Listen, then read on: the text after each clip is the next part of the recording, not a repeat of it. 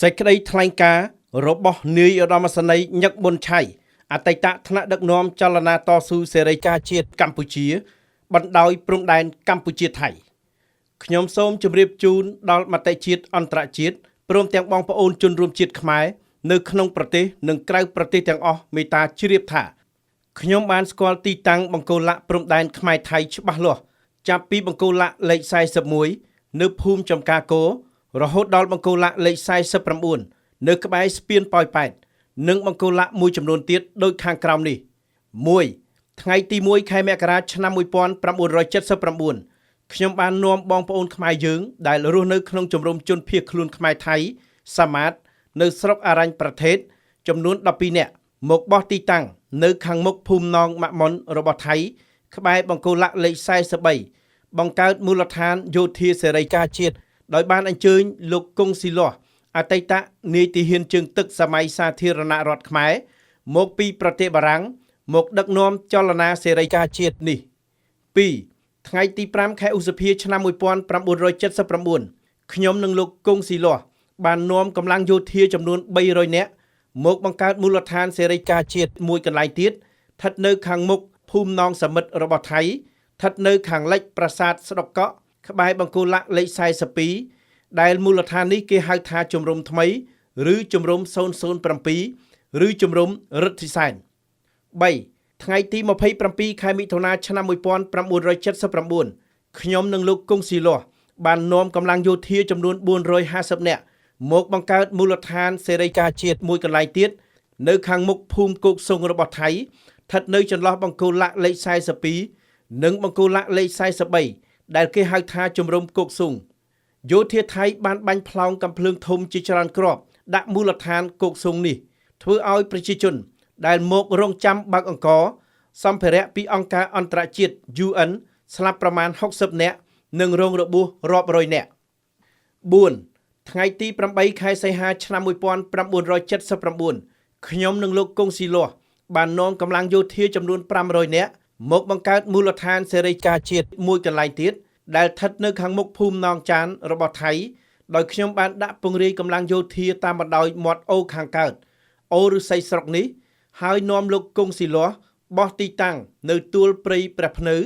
ដែលមានចម្ងាយប្រមាណជាង2គីឡូម៉ែត្រពីអូរឫស្សីស្រុកជ្រៅទៅក្នុងដីខ្មែរ 5. យោធាថៃបានជីកទំនប់ប្រឡាយតាមបណ្ដោយព្រំដែនខ្មែរថៃនេះពីបង្គោលលក្ខលេខ41រហូតដល់បង្គោលលក្ខលេខ49តាមការសង្កេតរបស់ខ្ញុំផ្ទាល់ឃើញថាបញ្ហាព្រំដែនខ្មែរថៃនៅតំបន់ទាំងនេះមានភាពមិនប្រក្រតីមួយចំនួនដែលថៃបំពានមកលើបូរណភាពទឹកដីរបស់កម្ពុជាខ្ញុំសង្ឃឹមថាបញ្ហានេះគណៈកម្មាធិការព្រំដែនកម្ពុជាថៃគ្រប់លំដាប់ថ្នាក់ RBC, GBC, JBC អាចនឹងដោះស្រាយផ្ដល់យុត្តិធម៌ដល់ប្រទេសកម្ពុជានិងប្រជាជនកម្ពុជាយើងនៅថ្ងៃអនាគត 6. ថ្ងៃទី31ខែមករាឆ្នាំ1983ខ្ញុំញឹកប៊ុនឆៃបាននាំកងទ័ពចំនួន800នាក់ទៅបោះទីតាំងនៅមូលដ្ឋានតាទុំក្បែរបង្គោលលក្ខលេខ7បង្គោលលក្ខលេខ8និងបង្គោលលក្ខលេខ9ហើយស្គាល់បង្គោលលក្ខទាំងនេះច្បាស់លាស់ណាស់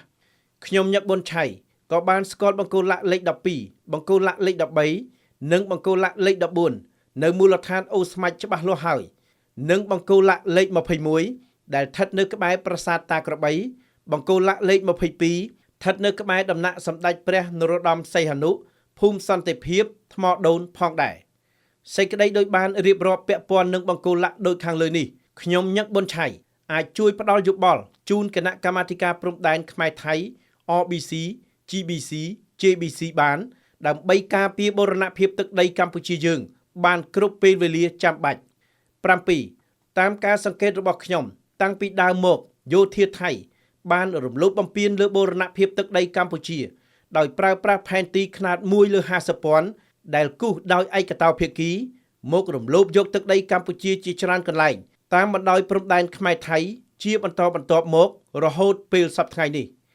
ដើម្បីការពារបូរណភាពទឹកដីនិងការពារទ្រព្យសម្បត្តិរបស់ប្រជាជនយើងពីការរំលោភបំពានដោយខុសច្បាប់របស់កងយោធាថៃខ្ញុំសូមអំពាវនាវដល់បងប្អូនជនរួមជាតិខ្មែរយើងទាំងក្នុងប្រទេសនិងក្រៅប្រទេសដូចតទៅនេះ 1. រួបរวมសាមគ្គីគ្នាជាធ្លុងមួយ ជួយគាំទ្រដល់រាជរដ្ឋាភិបាលនៃព្រះរាជាណាចក្រកម្ពុជា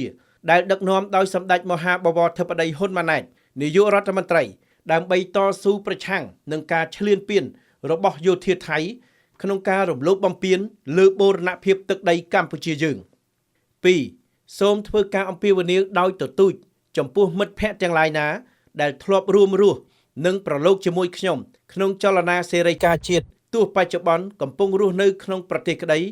ឬបានទៅតាំងទីលំនៅនៅបរទេសក្តីដែលធ្លាប់បានដឹងឮនិងស្គាល់ច្បាស់ទីតាំងដែលធ្លាប់បានឈរជើងពីអតីតកាលនៅក្នុងតំបន់ទាំងនោះមេត្តាចូលរួមសហការផ្ដល់ព័ត៌មាននិងឯកសារពាក់ព័ន្ធបើសិននៅមានឬមានរូបថតផ្ទាល់ខ្លួនធ្លាប់បានថតជាប់នឹងបង្គោលល័ក្ខដោយបានរៀបរាប់ខាងលើដើម្បីរួមចំណែកជាកសិនស័ក្តិសិទ្ធិរឹងមាំបន្ថែមនិងទី3សូមបងប្អូនជនរួមជាតិយើងទាំងនៅក្នុងប្រទេសនិងក្រៅប្រទេសជួយឧបត្ថម្ភគាំទ្រដល់បងប្អូនវីរៈកងទ័ពយើងដែលឈរជើងនៅតាមមូលដ្ឋាននានានៅបណ្ដោយព្រំដែនខ្មែរថៃតាមគ្រប់រូបភាពដែលអាចធ្វើបានដើម្បីយកជ័យជំនះលើពួកចៅឈ្លានពានទឹកដីរបស់យើងសេចក្តីដោយបានរៀបរាប់ជម្រាបជូនខាងលើនេះសូមបងប្អូនជនរួមជាតិមេត្តាជ្រាបដល់ខ្ពង់ខ្ពស់